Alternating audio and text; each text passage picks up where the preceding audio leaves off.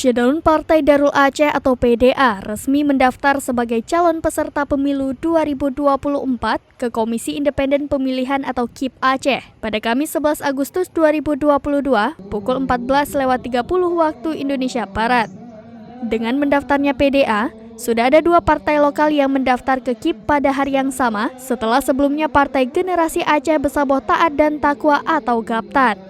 Pendaftaran PDA dipimpin langsung oleh Ketua Umum Tengku Haji Muhibus Sabri Awahab bersama Sekjen Tengku Syaminan Zakaria MH dan pengurus teras partai itu.